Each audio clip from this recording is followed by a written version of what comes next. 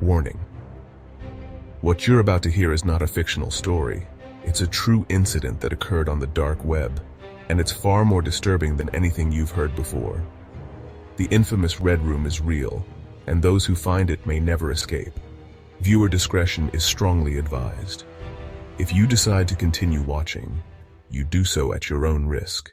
Story 1, The Red Room Nightmare.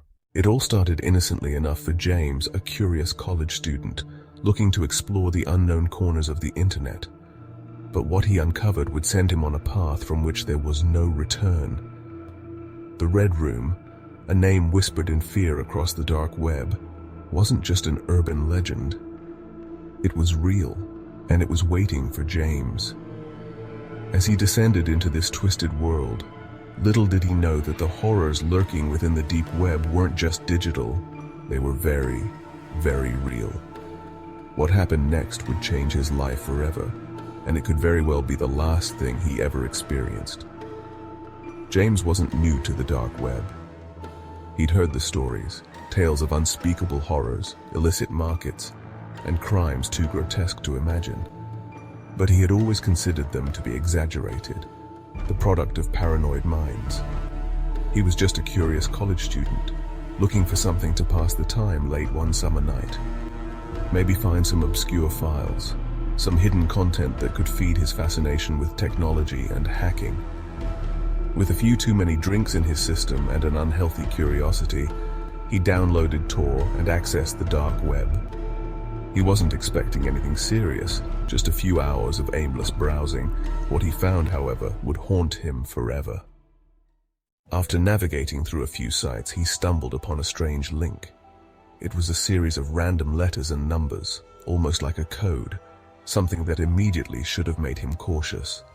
But his curiosity got the better of him. He clicked it. The page loaded slowly, and what he saw next sent a chill down his spine.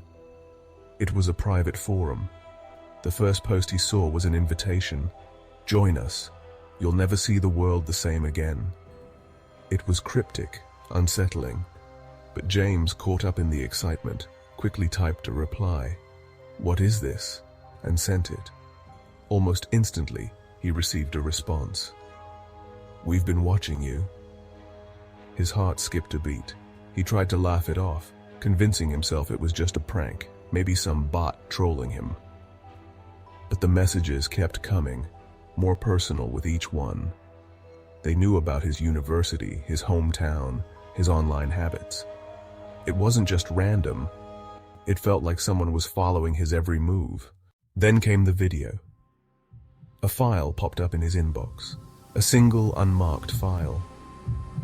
James, unsure of what he was about to see, clicked it. The video began with blackness. Then a candle flickered to life, casting shadows in a small, dark room. A figure emerged slowly from the darkness. A man, his face hidden behind a black mask. His eyes, however, glowed, unnaturally bright in the dim light. His voice, when it finally came, was low and cold. "James, you're about to understand what true fear is. What you're seeing is just the beginning." Before James could react, the screen cut to flashes of disturbing images. Blood, people screaming, cages and bodies twisted in unimaginable ways. His mind couldn't process what he was seeing, but the primal fear surged through him. He could barely breathe. A message flashed on the screen. "You've been chosen." His entire body went rigid. What did that mean? Was this some sort of game? Was it all just a sick prank? He tried to shake it off, but the message made him feel sick to his stomach. Something in his gut told him this wasn't just a joke. This was something real, and it was following him. Panic set in. James immediately closed the laptop and turned off his computer, but it was too late. Before he could even react, his phone buzzed. An unknown number had texted him.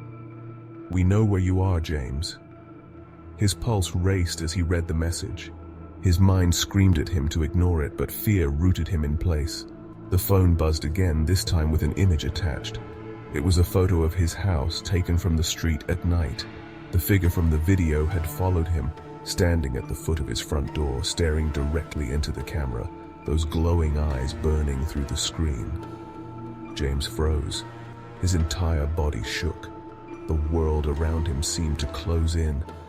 He slammed the phone down, his thoughts racing. What could he do? Who would believe him? How could he even explain what was happening? He called the police, but he couldn't find the words. How do you explain that someone on the dark web is stalking you, hunting you? They would never believe it. The rest of the night was a blur. He stayed awake, watching every shadow, listening for every creak of the floorboards, for any sign that someone was outside. But nothing happened. Not a single sound.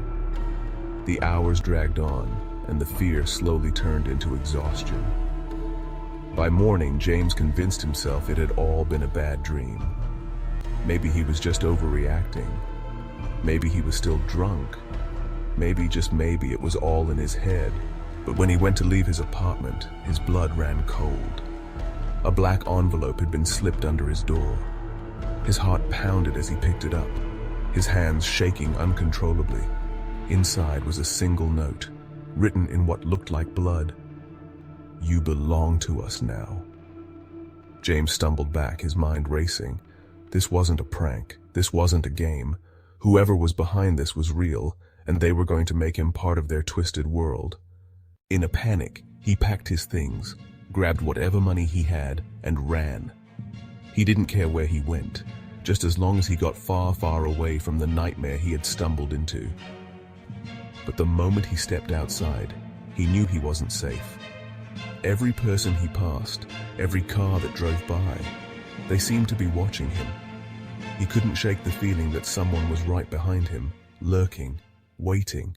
It wasn't until he boarded a bus trying to escape the city that he got another message. A link. One simple line. "Watch this." His heart sank. Despite his fear, his curiosity got the better of him. He clicked the link. The video began to play, and this time, it was live. The camera focused on a dark, abandoned room. In the dim light, James could make out a group of people, bound, scared, and forced to perform unspeakable acts for an unseen audience. Their faces were blurred, but the terror in their eyes was unmistakable. And then, the masked figure appeared again. His glowing eyes locked onto the camera. "James," the figure said, his voice colder than before. "Welcome to the Red Room." James's heart stopped. He was in the Red Room, whether he wanted to be or not. He was trapped in this twisted, hellish reality. Before he could react, the video cut off. 2 days later, James's body was found in a remote part of the city. His eyes were wide open, his face frozen in an expression of terror. The authorities couldn't find any signs of struggle or forced entry, but when they checked his laptop, they found Tor still open. The screen displayed a final, chilling message. "We never let go." James wasn't the first victim of the Red Room, and tragically, he wouldn't be the last. His story is a grim reminder that the dark web isn't just a place of illegal trading and stolen data. It's a place where nightmares become real, and the shadows watch, waiting for their next victim. Remember, the deep web is not a place for the curious or the faint of heart. Some doors, once opened, cannot be closed. Proceed with caution.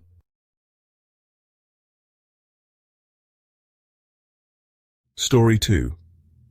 The Witness Archive, a dark web nightmare. It started with a dare, the kind of challenge you laugh off but secretly can't resist. Mark was no stranger to the dark web. He'd always been the guy in his friend group to explore the forbidden, to push boundaries. To him, it was just another corner of the internet, a playground for the curious. That was until one night when he stumbled across something he couldn't explain. It began like any other Friday night. Mark sat in his dimly lit room, headphones on, the faint hum of his computer filling the silence. He was browsing forums, hopping from one obscure link to the next. Most of it was the usual nonsense, shady marketplaces, conspiracy theories, encrypted chat rooms. But one link caught his eye.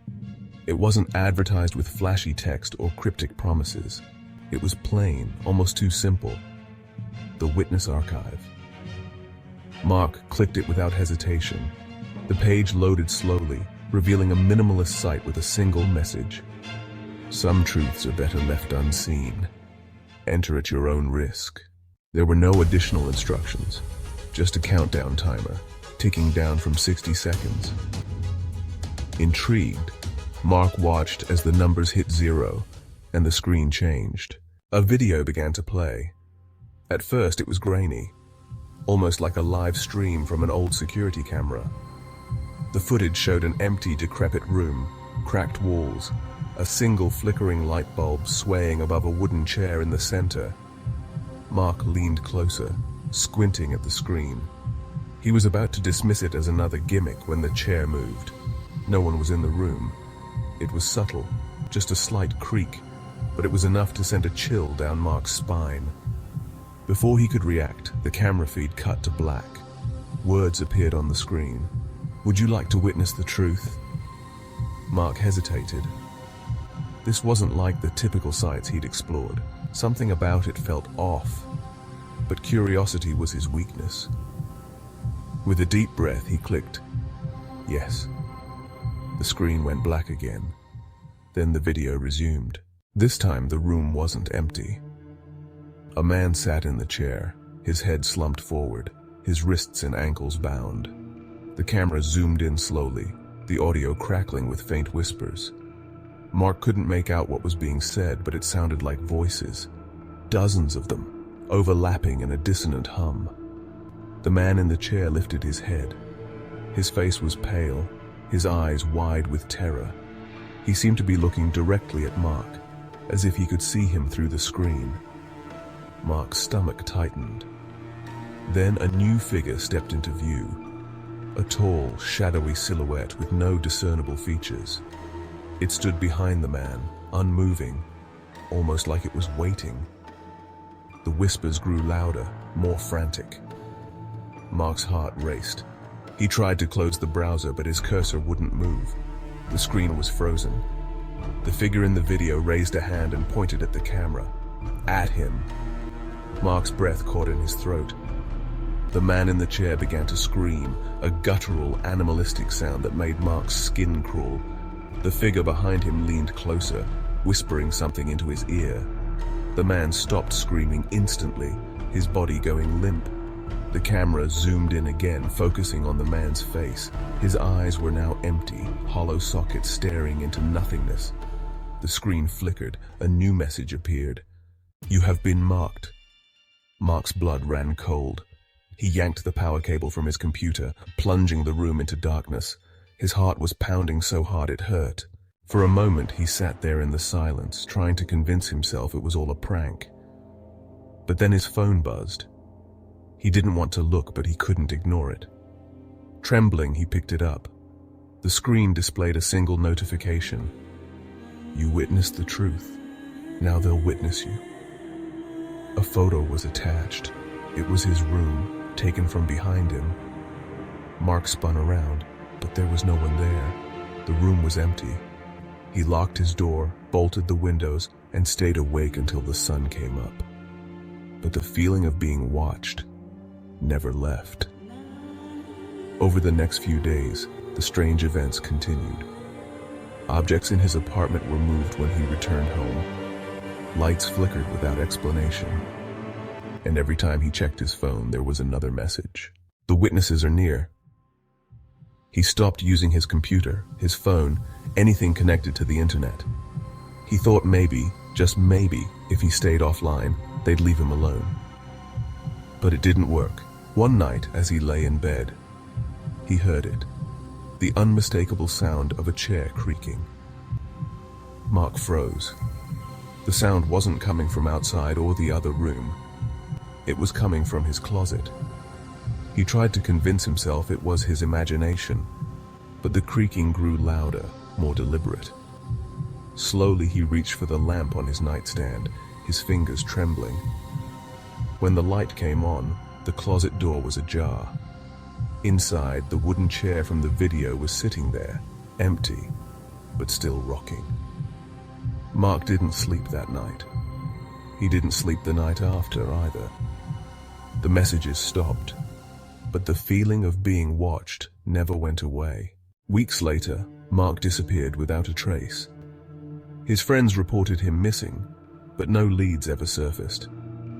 His apartment was found empty, save for a single wooden chair in the middle of his bedroom. To this day, no one knows what happened to Mark, but those who search for the witness archive online report strange occurrences, messages, photos, and a chilling sense that someone, somewhere, is watching. And sometimes, late at night, they say you can hear the faint creak of a wooden chair, rocking on its own.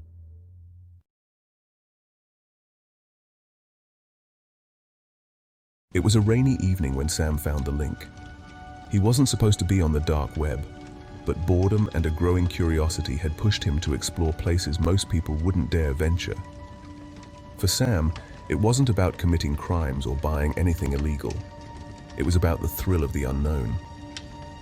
He had been scrolling through endless pages of nonsense, forums filled with cryptic messages, links to marketplaces selling everything from fake IDs to bizarre services. It was all overwhelming and strangely dull at the same time. Then he saw it. The Orphan's Game. The title caught his eye immediately. The description was short but chilling. A game only for the brave. Win, and you'll see the world differently. Lose, and you'll never see it again. Sam smirked. It sounded like one of those gimmicky challenges that led nowhere. But there was something about the way it was phrased, almost daring him to try. Without thinking twice, he clicked the link. The page that loaded was pitch black, except for a single white button in the center, labeled Begin. Below it was a warning. Once you start, there's no turning back. Sam hesitated. He glanced around his dimly lit room, as if someone might be watching. Of course, no one was. He shrugged, muttered to himself about how ridiculous it was, and clicked the button. The screen flickered, and a timer appeared. 60 minutes. An automated voice, cold and devoid of emotion, began to speak. Welcome to the Orphan's Game. The rules are simple. Survive until the timer reaches 0. Do not leave your current location. Do not call for help. Failure to comply will result in termination. Sam froze. Termination? This had to be some kind of prank. But before he could close the browser, the voice continued. Your first task? Unlock your front door. His blood ran cold. He stared at his laptop in disbelief. How could it know his door was locked? A notification popped up on his phone. He grabbed it hesitantly. It was a photo, his front door, taken from the inside. Someone was in his house. Sam shot up from his chair, his pulse racing. He grabbed a kitchen knife and moved cautiously toward the door. It was still locked. He checked every corner of his apartment, but no one was there. The photo had to be a fake, right? A trick? He returned to his desk, the timer still counting down. 56 minutes and 34 seconds. The voice spoke again. Task 1 incomplete. Punishment will be administered. Before Sam could process what that meant, his screen changed. The camera on his laptop activated, showing his own terrified face. Behind him, something moved. Sam spun around, knife in hand, but the room was empty. He was sure he had seen it. A flicker of a shadow, a figure standing just out of reach. The voice returned, calm and emotionless. Task 2, turn off all the lights. Sam's fingers trembled. He didn't want to comply, but something about the voice, the timer, and the ominous presence in the room made him feel like he didn't have a choice. Slowly he moved through his apartment, turning off each light until the only illumination came from his laptop. He returned to his desk, his breathing shallow. The timer continued to tick down. 48 minutes and 12 seconds. Task 2 complete, the voice said. You're doing well. Task 3, look under your bed. Sam's heart sank. He stared at his bedroom door, which now seemed impossibly far away. He didn't want to go back in there. Every instinct screamed at him to run, to leave the apartment and never come back, but he couldn't ignore the game. Something about it had taken control. Clutching the knife, he crept toward his bed. He got down on his hands and knees, his heart pounding in his ears, and peered into the darkness beneath the frame. Nothing. He let out a shaky breath, relief washing over him. But as he turned to stand up, he saw it. The shadowy figure from before, standing in the corner of his room. It didn't move, didn't make a sound. It just stood there, featureless and impossibly still. Sam stumbled backwards, slamming the door shut and locking it. He ran back to his laptop. The voice was waiting for him. Task 3, incomplete. Punishment will be administered. The screen went black, then a new image appeared. It was his bedroom, the shadowy figure standing by his bed, now closer than before. Sam's breathing grew erratic. He slammed his laptop shut and grabbed his phone to call the police, but there was no signal. The power in his apartment flickered, then went out entirely, plunging him into darkness. He grabbed a flashlight and crouched in the corner of his living room, knife in hand. The timer was all he could think about. He just had to survive until it reached 0. But then, the voice returned, this time from his phone. Final task, face the orphan. The flashlight flickered, and for a brief moment, Sam saw it. The figure now standing in the middle of the room, its head tilted unnaturally to one side. Its face was obscured, but its presence was suffocating. Sam screamed, lunging forward with the knife, but his weapon passed through nothing. The figure dissolved into shadow, disappearing as quickly as it had appeared. The timer hit 0, the lights came back on. The voice spoke one last time. "Congratulations, Sam, you've won the game, but the orphan never leaves." Sam looked around the room, his hands trembling. Everything seemed normal. The laptop was off, the power was back, and his phone had a signal again, but he wasn't alone. From that day forward, Sam was never truly alone. He could feel it, watching him, standing just out of sight, waiting. Every night he heard it. The faint sound of footsteps, the creak of a door opening, the soft whisper of a child's voice saying, "Play with me." And no matter how far he ran, the orphan always followed. Sam's life had become a waking nightmare. The orphan's presence lingered, a constant shadow over his days. One evening, as Sam sat alone in his apartment, the room began to change. The walls, once comforting and familiar, started to move, inching closer with each passing second. Panic set in as he realized there was no exit. The door he had entered through was gone, replaced by solid wall. The whisper of the child's voice echoed around him, "Play with me." The words sent chills down his spine. Desperate, Sam searched the room for any clue, any means of escape. His eyes landed on a small ornate box in the corner. With trembling hands, he opened it to find a series of cryptic puzzles. Each puzzle was a piece of his past, dark secrets he had long buried. The whispers grew louder, more insistent as he solved each one. Memories he had fought to forget came flooding back, regrets, mistakes, and hidden sins. The walls continued to close in, the space around him shrinking, suffocating. Sam's heart raced as he reached the final puzzle. It was the hardest yet, a riddle that seemed impossible to solve. Sweat dripped down his face as he worked frantically, the whispers now a deafening roar. Just as the walls were about to crush him, he solved it. The walls stopped. The room fell silent. A door appeared where there had been none. Sam stumbled towards it, his legs weak with relief. As he crossed the threshold, he realized that escape was not the end. The orphan's game was far from over. The real challenge had only just begun. As Sam stumbled through the newly appeared door, he found himself not in another room, but in the midst of a dark, foreboding forest. The air was thick with mist, and shadows danced at the edges of his vision. He could hear footsteps behind him, growing louder and more insistent with every step. Sam's breath quickened as he moved forward, the ground beneath him uneven and treacherous. He knew he had to keep moving, but every direction seemed fraught with danger. The trees loomed tall and menacing, their branches like grasping hands. Suddenly, a twig snapped behind him. Sam spun around, but there was nothing there, just shadows and the eerie rustle of leaves. He pressed on, his heart pounding in his chest. As he navigated the forest, he began to notice small, cryptic symbols carved into the trees. Each symbol seemed to guide him, pointing the way forward, but the path was not straightforward. Traps lay hidden beneath the leaves, snares, pits, and false trails designed to lead him astray. Sam's mind raced as he pieced together the clues, each one leading him deeper into the heart of the forest. The whispers of the orphan's voice followed him, taunting and guiding in equal measure. "Find the truth. it seemed to say, and you will find the way. Hours felt like days as Sam navigated the dark forest. Exhaustion weighed heavily on him, but he couldn't afford to stop. The footsteps behind him grew closer, more persistent. He knew he was being hunted. Finally, he reached a clearing. In the center stood an ancient, gnarled tree with a hollow at its base. Inside the hollow was a parchment, the next piece of the puzzle. With trembling hands, Sam took the parchment and read the riddle inscribed upon it. He knew that solving it would lead him to the next challenge, but failure was not an option. With a deep breath, Sam steeled himself for what lay ahead. The forest had been only the beginning. The orphan's game was far from over, and the true test was yet to come. As Sam emerged from the dense forest, he stumbled upon an old, decrepit house.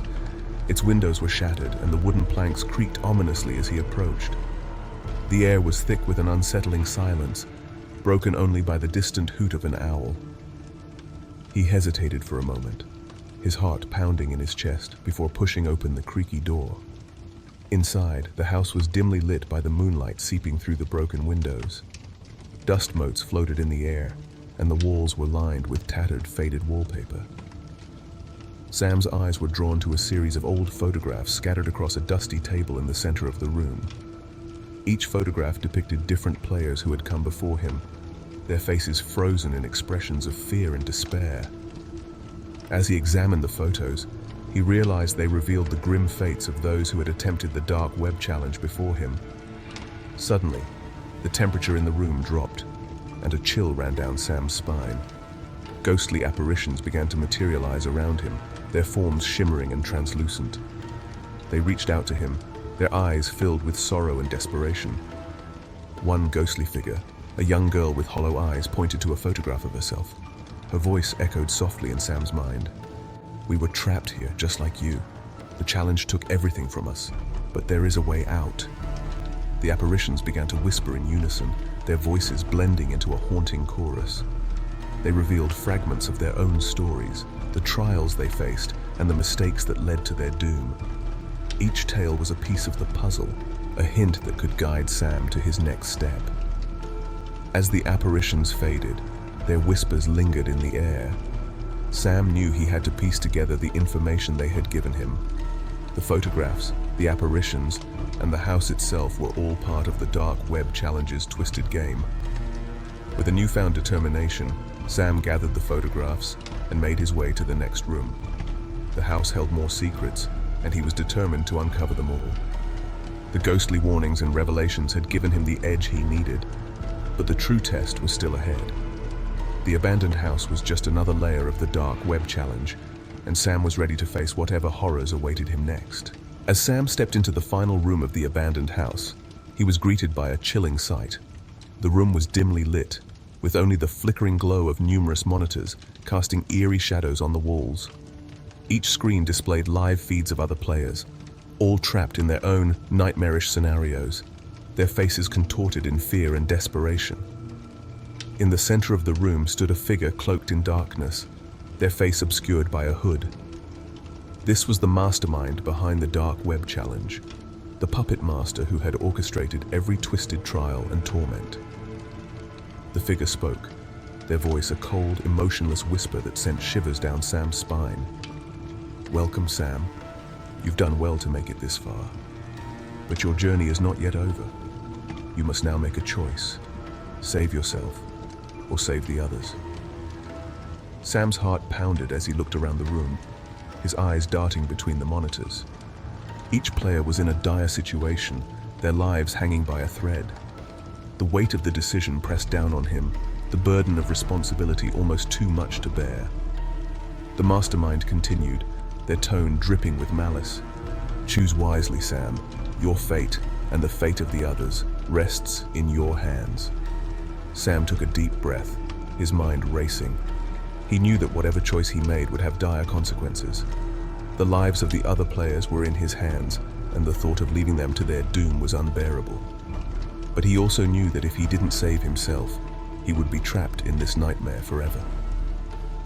With a steely resolve, Sam made his decision. He couldn't abandon the others, not after everything they had been through. He would find a way to save them all. He turned to the mastermind, his voice steady and determined. "I choose to save the others." The figure's laughter echoed through the room, a sinister, mocking sound that sent chills down Sam's spine. "Very well, Sam. Let the final challenge begin." As the monitors flickered and the room plunged into darkness, Sam braced himself for the ultimate test. He knew that the road ahead would be fraught with danger, but he was ready to face it, for the sake of the others, and for the chance to end the dark web challenge once and for all. The mastermind's lair was just another layer of the twisted game, but Sam was determined to emerge victorious. The lives of the other players depended on it, and he would not let them down. As the darkness enveloped Sam, he felt an unsettling sensation, like the ground was shifting beneath him. When the lights flickered back on, he realized he was not in the mastermind's lair anymore. Instead, he found himself back at the very start of the challenge. The same dimly lit room, the same ominous atmosphere. It was as if he had been transported back in time. Sam's heart sank. Was all his effort in vain? Had he been tricked into a never-ending loop? He scanned the room, hoping to find some clue, some indication that things were different this time. And then he saw it, a new note on the table. The note read, "Welcome back, Sam. You made your choice, but the game is far from over. A new challenge awaits with new rules. Only by outsmarting the game can you find true escape. Good luck." Sam crumpled the note in his hand, frustration and determination mingling within him. He had to think, to strategize. This was no longer just about surviving, it was about breaking free from this nightmarish cycle. He took a deep breath, his mind racing through possibilities. The monitors around him flickered to life once more, showing new players, new victims, each trapped in their own grim scenarios. The weight of their lives pressed on him, but so did the desire for freedom. Sam knew he had to play smarter, to look beyond the obvious, to find the loopholes in the twisted game. With a renewed sense of purpose, Sam stepped forward, ready to face whatever new horror awaited him. He would not be a pawn in this game forever. He would find a way to outsmart it, for himself and for all those who had been ensnared. The cycle might have continued, but Sam's resolve was stronger than ever. The dark web challenge had met its match. The game was far from over, but so was Sam's fight.